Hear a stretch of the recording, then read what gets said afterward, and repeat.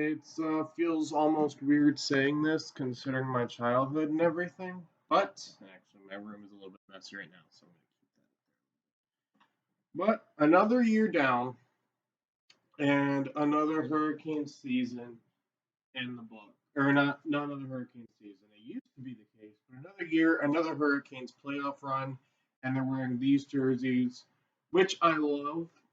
This is I did the unboxing here, but I got Brendamore. Um, This is my favorite jersey in my collection.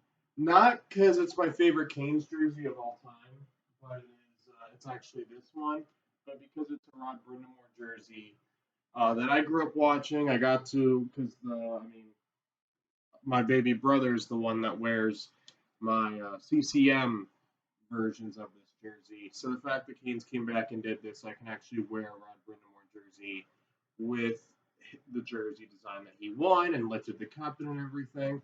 And I love the fact that they're wearing this because I like to match when the Hurricanes play. If you haven't noticed that with my YouTube channel, and it's nice to be able to go to the game in this jersey because after this year, I don't know if we're going to be able to lift it again. But that tangent aside,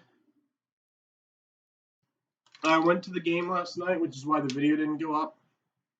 I was just too tired to record. I'm taking time to record it now, but so as per usual, when I review games I physically went to, I don't remember the details as well. I don't remember the game generally as well, just because it's such an experience when you go to a hockey game. It's so much fun. You don't remember plays as well versus watching on TV, or that's just the case with me. But um, yeah, this was an exciting game. Carolina's up 1-0 in the series, which is always a really good start to a series, obviously. It's what you want. The two of the goals were, both of them were on the power play, which you love to see. And I think Carolina dominated the Islanders for most of the game. As the momentum, the crowd was never quiet. The one goal they did score was a fluke play off Ranta, a goalie trying to redirect it to potentially go up in the glass, bounce off the glass, etc. But unfortunately, it just bounced in the net. Blue goal kind of Ranta's fault, but Ranta more than made up for it later in the game. Although the only thing is, which is fine, it's one game and everything, my big concerns for this season haven't really been reached. Even though the Canes got the two power play goals, I think I've said all year whenever I would cover Canes games, the Canes' issues are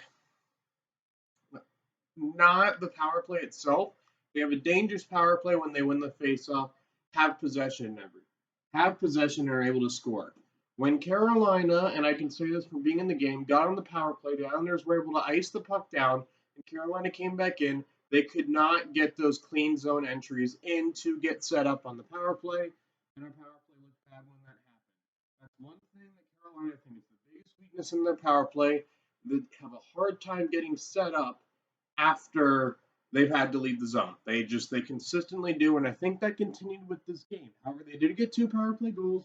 That is something that a lot of fans, myself included, were concerned about, but it wasn't necessarily the main concerning thing I had. I think there was one clean zone entry, and I believe it was by Seth Jarvis.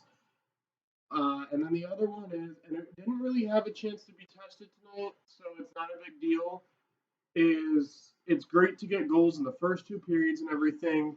We still don't know who that guy will be when we just desperately need a goal. Who's going to be able to come in clutch and just score because we need someone to score? Because Carolina, they like Patches and Svechnikov, the two guys who are assigned those roles, are injured, and it's through no fault of their own. I think those two injuries made me from thinking Carolina could win the cup. I'll release a playoff prediction. I am cheating with the game was done, but I'll release a playoff prediction before game two. Yeah, before game two starts or tonight.